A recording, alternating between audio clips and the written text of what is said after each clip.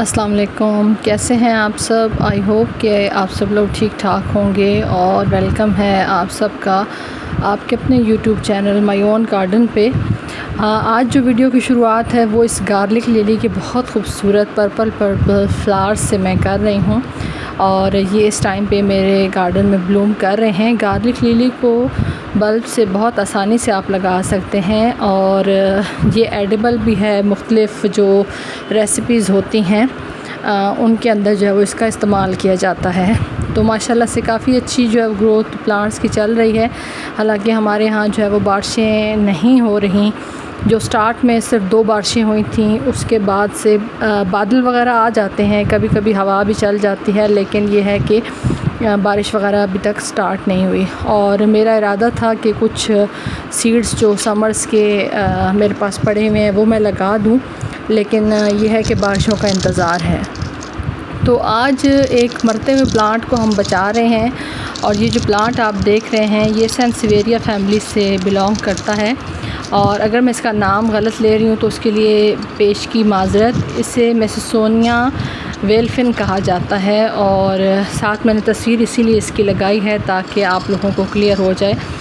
जब आपके पास काफ़ी सारे प्लांट्स हों, बेशुमार गार्डनिंग से रिलेटेड काम हो, तो कई दफ़ा आपसे कुछ ऐसी गलतियां हो जाती हैं कि आपका जो प्लांट है वो अच्छे से चलते चलते एकदम से जो है वो मरना स्टार्ट हो जाता है। तो आज मैं आप लोगों के साथ ये प्लांट शेयर कर रही हूँ और इस प्लांट को हम मरते से बचाएंगे कि किस तरीके से आप एक मरते हुए प्लांट को बचा सकते हैं।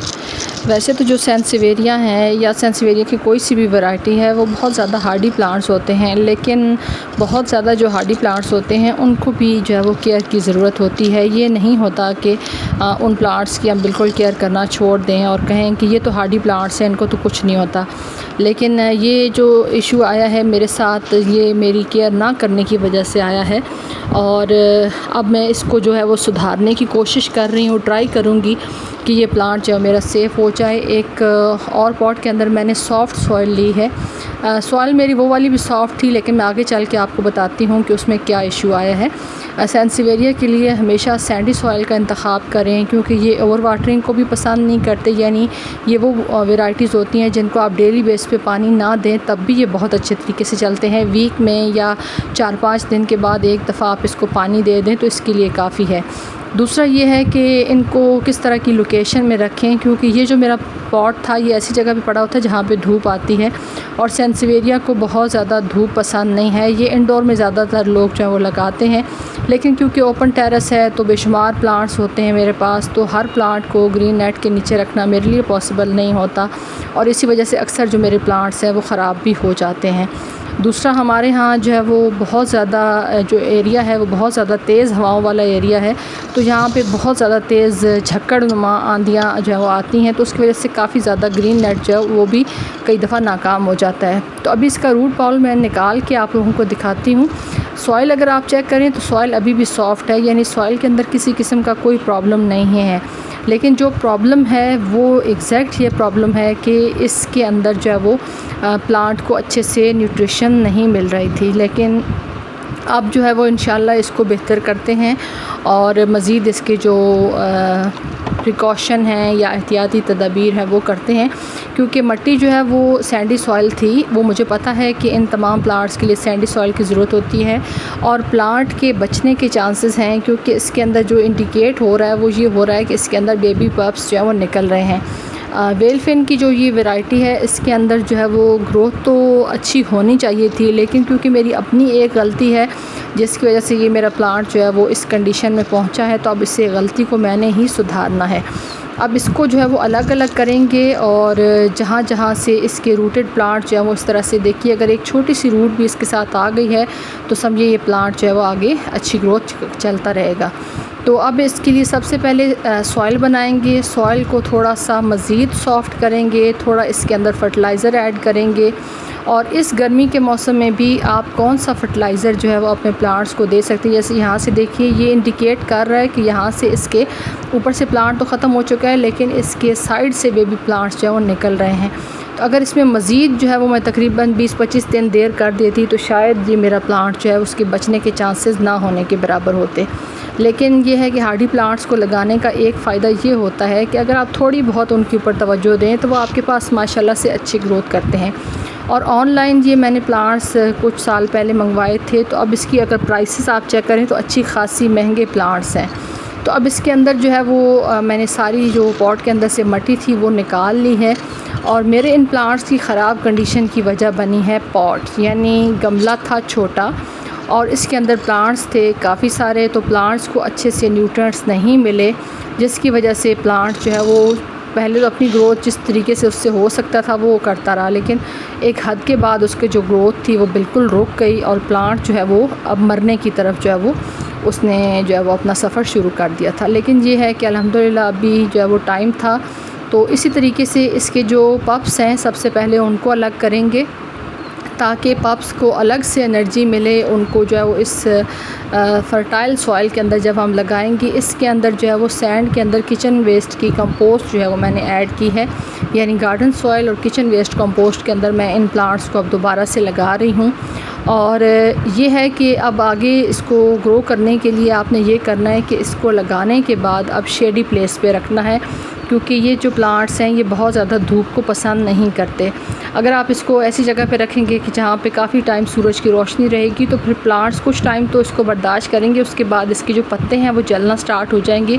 और सेम यही वाली चीज़ जो है वो इस जो मेरे प्लांट है उसके साथ हुआ है, यानी इसके पत्ते सारे जले हुए मैंने स्टार्ट में आपको दिखाया है। तो अब इस तरीके से ये हमने एक पॉट के अंदर इसके सारे जो बब्स हैं वो लगा दिए हैं।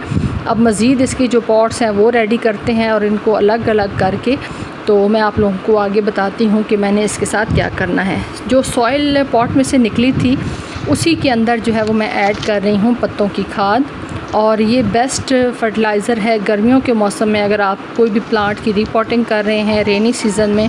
अब रेनी सीज़न में अगर आप अपने प्लांट्स को डिवाइड करते हैं या रीपॉट करते हैं या रीग्रो करते हैं तो वो आइडियल टाइम होता है कि प्लांट अगर वैसे नॉर्मली स्ट्रेस में काफ़ी टाइम रहता है, यानी 10-12 दिन रहता है, तो इस मौसम में क्योंकि नमी ह्यूमिडिटी होती है तो फिर ये 5 से 6 दिन के अंदर जो है वो अपनी न्यू ग्रोथ जो है वो स्टार्ट कर देता है, क्योंकि अभी जो टाइम है वो प्लांट्स का आइडियल टाइम है। मट्टी को पत्तों की खाद के साथ अच्छे से मिक्स अप करेंगे ताकि जो न्यूट्रिएंट्स की कमी या ग़िज़ाइयत की कमी थी हमारे इस प्लांट को वो ख़त्म हो जाए और प्लांट जो है वो अच्छे से अपनी ग्रोथ जो है वो दोबारा से स्टार्ट कर सके। बीच में जो कंकर पत्थर थे या लकड़ियों के पीसेस थे, ज़ाहिर है जब लीफ कंपोस्ट को आप ऐड करते हैं तो उसके अंदर इस तरह से लकड़ी वगैरह के टुकड़े वगैरह भी आ जाते हैं, तो उनको आप हटा दें, साथ कोई कंकर पत्थर हो वो भी हटा दें ताकि मिट्टी जो है वो मुकम्मल तौर पर नरम हो जाए। तो मैंने साथ साथ ये भी किया, बीच में से जो इसके सख्त पीसेस थे या पत्थर के टुकड़े थे वो मैंने हटा दिए हैं। और इसको अब कोशिश करें, मेरे पास इस टाइम पे ऐसा पॉट अवेलेबल नहीं था जो थोड़ा कम गहरा हो लेकिन चौड़ा पॉट हो। वो जो बेबी प्रोड्यूस करने वाले प्लांट्स होते हैं उनके लिए आप इस तरह का पॉट जो है वो ऑफ़र करें, क्योंकि इससे पहले जो प्रॉब्लम आई है वो भी सिर्फ पॉट छोटा होने की वजह से मेरा अच्छा खासा चलता हुआ प्लांट जो है वो इस कंडीशन में हो गया कि अब मुझे उसको बचाने के जो लाले हैं वो पड़ गए हैं। तो मिट्टी को अच्छे से मिक्स करना बहुत ज़रूरी है। अगर आपके पास लीफ कंपोस्ट नहीं है, जैसे काफ़ी सारे मेरे बहन भाई पूछते हैं, तो आप इसके अंदर किचन वेस्ट की खाद डाल सकते हैं, काऊ डंक डाल सकते हैं, लेकिन थोड़ी सी मिकदार कम रखिएगा, क्योंकि मेरे पास जो है वो लीफ कंपोस्ट है तो मुझे पता है कि ये ठंडी खाद है। अगर थोड़ा सा मैं ओवर डोज भी इसका कर दूँगी तो वो ख़राब नहीं होगा, बल्कि वो रूट्स को अच्छे से एनर्जी देता रहेगा, क्योंकि ये ठंडी खाद होती है।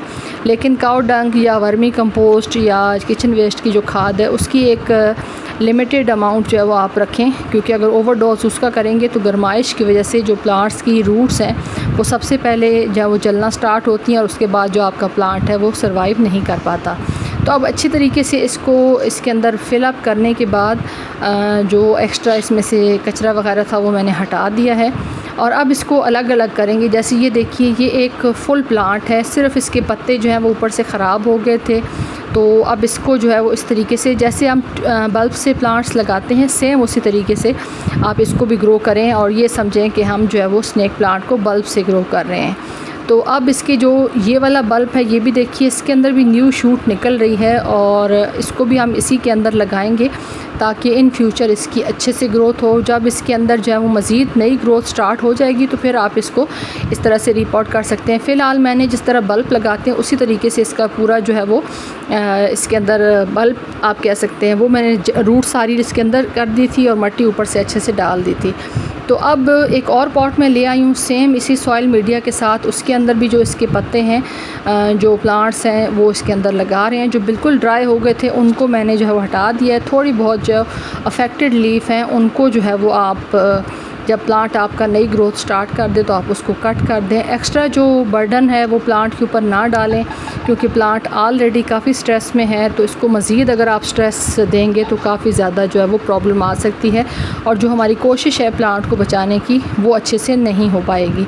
तो इसकी जो पत्ते हैं वो काफ़ी बड़े बड़े साइज़ के हो जाते हैं। मैंने इसीलिए आपको जो 2-3 तस्वीरें दिखाई हैं वो आइडिया के लिए किया है। अब ये देखिए कि एक पॉट से हमने 3 पॉट जो है वो इसके बना लिए हैं और यही चीज़ अगर मैं थोड़ा सा पहले कर लेती तो शायद मेरा जो प्लांट है वो इस प्रॉब्लम में ना आता। लेकिन बहरहाल वो कहते हैं देर आए दुरुस्त आए, फिर भी अभी इतनी देर नहीं हुई, अभी भी इसकी जो ग्रोथ है उसको हम दोबारा से कर सकते हैं। पानी क्योंकि सॉइल टोटली ड्राई थी, इसके अंदर किसी किस्म की नमी नहीं थी, तो एक दफ़ा इसको इतना पानी देना है कि इसका जो ड्रेनेज होल है उसके अंदर से मट्टी जो है वो पानी जो है वो निकल जाए, मट्टी ना निकले। उसके अंदर ठीकरी लाजमी रख लीजिएगा क्योंकि ये बहुत ज़रूरी है कि प्लांट का जो पॉट का ड्रेनेज सिस्टम है वो अच्छा हो, उसके अंदर से एक्स्ट्रा पानी निकले, मट्टी जो है वो उस ड्रेनेज होल के अंदर से ना निकले क्योंकि कई दफ़ा इसी वजह से जो हमारे पॉट हैं उनका ड्रेनेज होल लॉक हो जाता है और जब हम अपने प्लांट्स को पानी देते हैं तो पानी एक्स्ट्रा जो है वो निकल नहीं पाता, उसी पॉट के अंदर रहता है। तो उसकी वजह से